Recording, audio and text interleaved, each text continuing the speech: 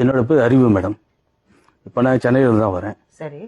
பார்த்தீங்கன்னா இப்போ நாட்டு நடப்பில் கள்ள நோட்டுன்னு ஒரு பழக்கம் ஒன்று இருக்குது. அதை எப்படி மக்கள்கிட்ட எடுத்துகிட்டு போகணும், எப்படி அவங்கள நாங்கள் நம்ப வச்சோம், இதெல்லாம் இருக்குது. இப்போ நான் திருந்தி ஒழுங்காக இருக்கேன். சரி. இதை பற்றி ஒரு விழிப்புணர்வாக மக்களுக்கு சொல்லணும், அதான் என்னோட ஆசை. அதுக்கு தான் இங்கே உங்களை தேடி வந்திருக்கு. ஸோ கள்ள நோட்டு நீங்கள் செஞ்சிருந்தீங்க? இல்லை மேடம், அதாவது எப்படின்னா கூடா நட்புன்னு ஒன்று இருக்குது. சரி. அது நமக்கு கேடு விளைவிக்கும், நம்ம பார்த்துருக்கோம், தெரிஞ்சிருக்கும். பட் எனக்கு சில நண்பர்களால் இந்த பழக்கம் வந்தது. அதை வச்சு தான் நான் அடுத்தவங்களை எப்படி ஏமாற்றலாம், அவங்ககிட்ட பணத்தை நம்ம வாங்கிட்டு 1க்கு 2, அதாவது நீங்கள் 100 ரூபா கொடுத்தீங்கன்னா 200 ரூபா தருவோம், இப்படி ஒரு பிஸ்னஸ் பண்ணலாம். சரியான டபுள் 100%. ஆமாம் மேடம். சரி. இப்படி எனக்கு சொல்லி கொடுத்தாங்க. இதை வச்சு நான் சில பேர் எப்படி எப்படி ஏமாத்தலான்னு ஐடியா பண்ணி அவங்களுக்கு நான் பண்ணேன். நீங்கள் அனுமதிச்சிங்கன்னா அது எப்படி பண்ணணும்னு உங்ககிட்ட ஒரு டெமோ காமிக்கலாமா? ஏன்னா இதுக்கு முன்னாடி சுதான்னு ஒரு லேடி பேசினாங்க, மதிவானன்னு ஒருத்தர் பேசினாங்க. 2 பேரும் இந்த வகையில தான் ஏமாந்துருக்கணும். இந்த வகையில தான் அவங்க ஏமாந்துருக்காங்க. அது மக்களுக்கு தெரியணும். அது உங்களுக்கு ஒரு சின்ன டெமோ மாதிரி ஒன்று பண்ணி காமிக்கட்டுமா? கண்டிப்பா.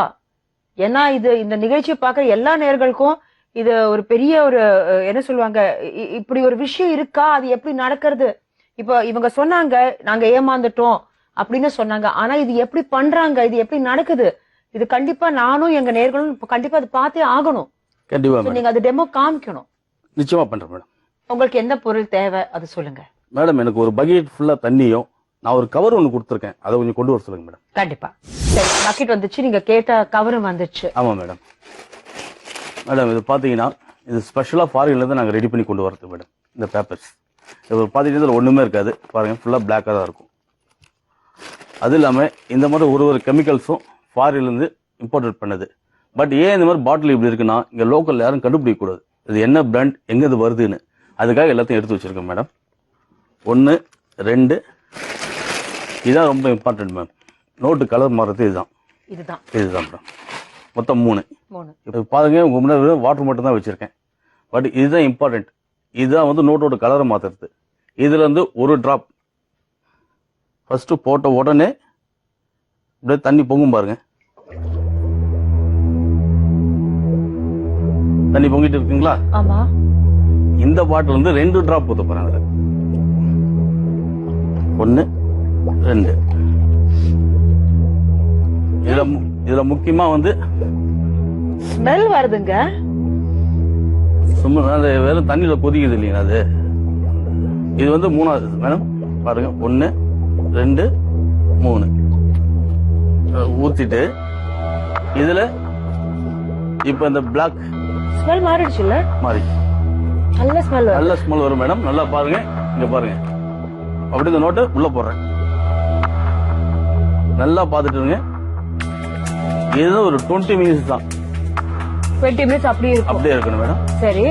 கொஞ்ச நேரத்துல பாத்தீங்கன்னா கை விட்டு எடுத்தோம்னா உள்ளது வெறும் நோட்டுகளா தான் வரும்.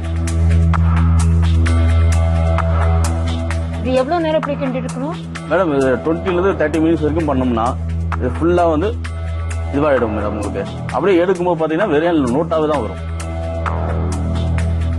எவ்வளவு பெரிய ஏழைங்க வருவாங்க, எல்லாம் ஹெல்ப் கேட்பாங்க, எங்களா முடிஞ்ச அளவுக்கு நான் பண்ணி கொடுத்துருவோம். இது ஹெல்ப்னு நீங்க சொல்றீங்க? கண்டிப்பா மேடம். ஏன்னா ஏழைங்க அவங்க என்ன பண்ணுவாங்க, ஏன்னா அவங்களால சம்பாதிக்கிறதுக்கு ஒண்ணும் கிடையாது அன்றாடம். ஆனா இது நம்ம பண்ற துரோகம் இல்ல? துரோகம் தான் மேடம். அதனாலதான் மனசாட்சி உறுத்துதே. அதுக்கு என்ன பண்றது, அவங்களுக்கும் வயிறு இருக்கு. நீங்க சொல்லி ஒரு 1/2 hour ஆயிடுச்சு. எங்க காசு எங்க காணோம்? ரெடி ஆயிடுச்சு மேடம். இப்ப காமிக்கிறோம்.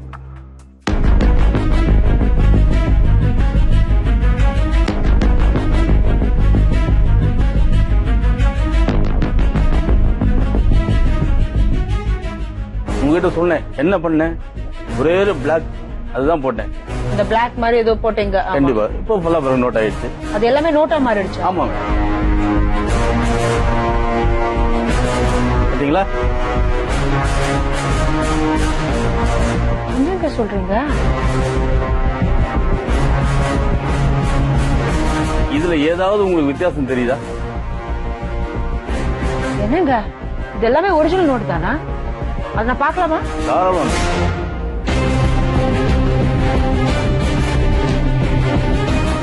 ஐயோ, அப்படியே ஒரிஜினல் நோட் மாதிரியே இருக்கு. என்னங்க சொல்றீங்க? நம்பவே முடியல. எடுக்க எல்லாம் நோட்டா தான் வந்துருக்கு.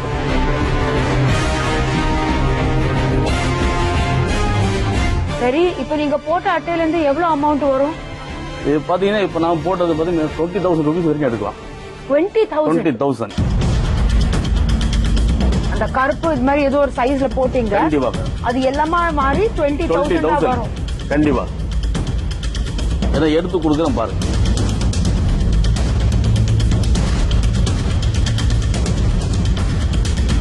இல்ல மாதிரி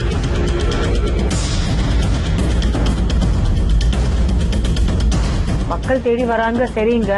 ஆனா நம்ம செய்யறது ரொம்ப தப்பான முறையில நம்ம பணம் சம்பாதிக்கிறோம். அது உண்மை மேடம்.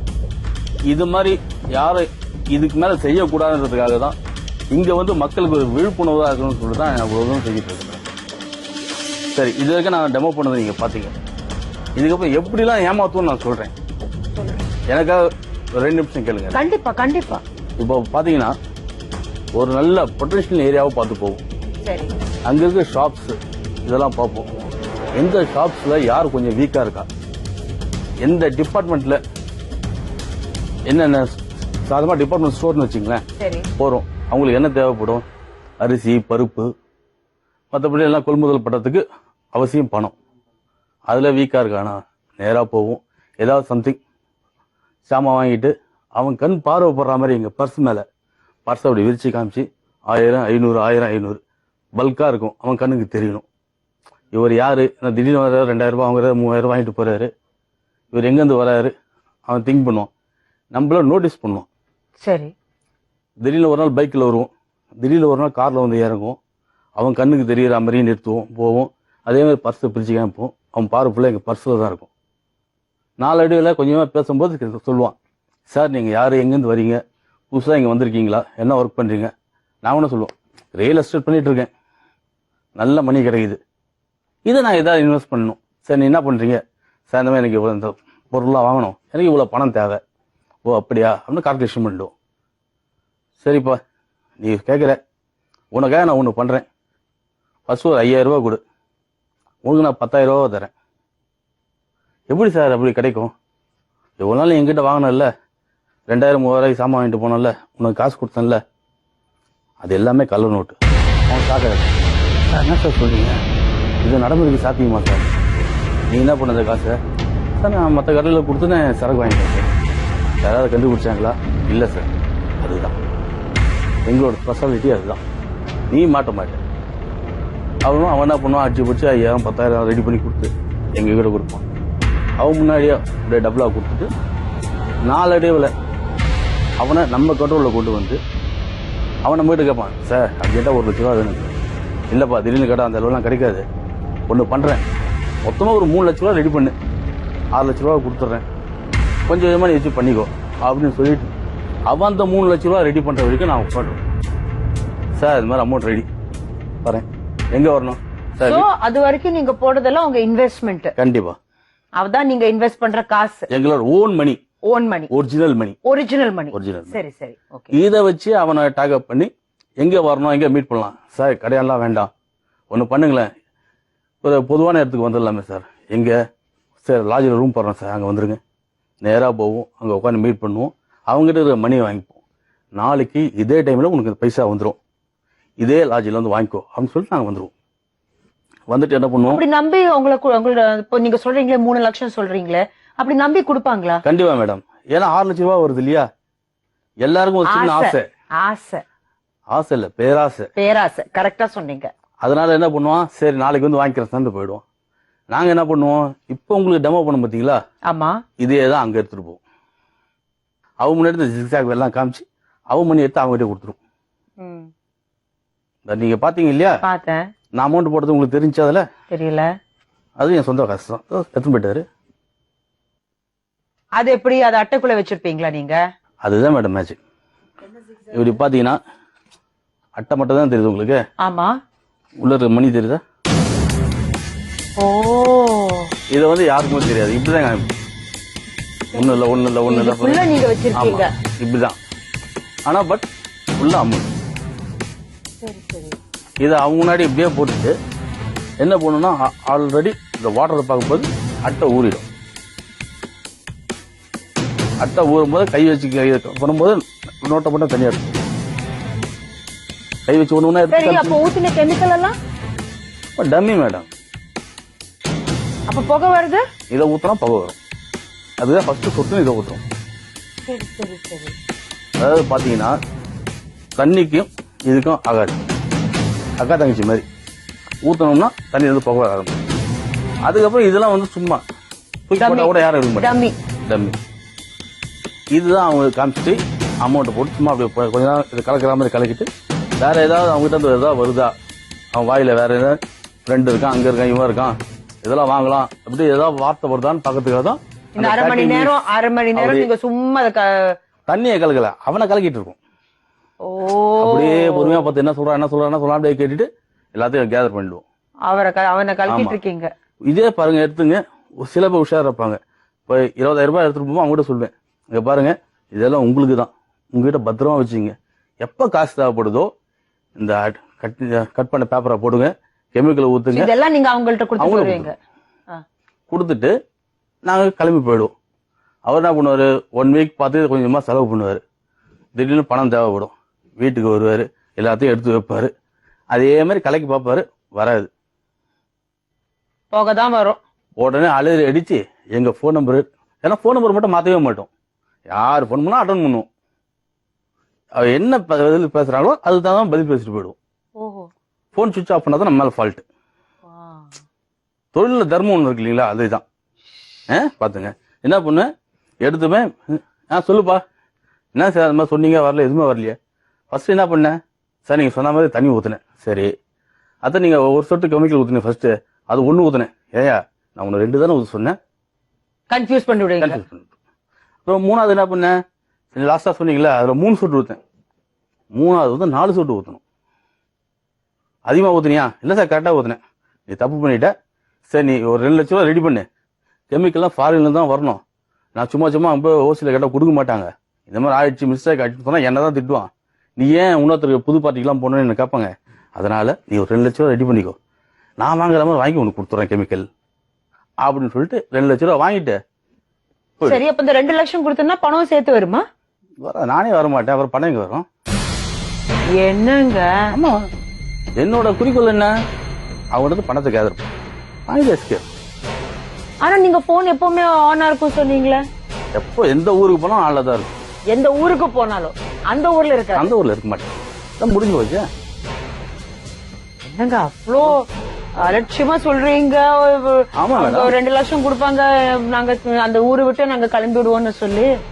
வந்த வேலை முடிஞ்சது, எங்களுக்கு தேவையான பணம் கைக்கு வந்துச்சு. அடுத்த ஊருக்கு போனா தானே வேற சம்பாதிக்க முடியும். எப்பாவது மாட்டிருக்கீங்களா? இது வரைக்கும் இல்ல மேடம், ஆனா ஒரே முறை மாட்டினேன். எங்க, எப்படி? அதாவது இதே மாதிரி பேசிட்டு இருக்கும்போது எல்லா மேஜிக்லாம் போட்டு காமிச்சேன், எல்லாத்தையும் பண்ணேன். அமௌண்ட் வாங்க நேரத்துக்கு வந்தாங்க 4 பேர் வந்தாங்க, விஜிலன்ஸ்ன்னு. அவங்க தான் கொடுத்தாங்க நோட்டு. விஜிலன்ஸ்ல மாட்டேங்க. விஜிலன்ஸ்ல மாட்டிட்டீங்களா? ஏன்னா கொடுத்த வர ஒருத்தர் கொள்ளடிச்சு எங்கிட்ட அவருக்கு மாட்டேன், அவர்கிட்ட தான் நான் மாட்டேன். என்னங்க சொல்றீங்க? ஆமா மேடம், இது மக்களுக்கு தெரியணும். இந்த நான் ஏமாத்தின மாதிரி இன்னும் எவ்வளவு பேர் இருக்காங்க.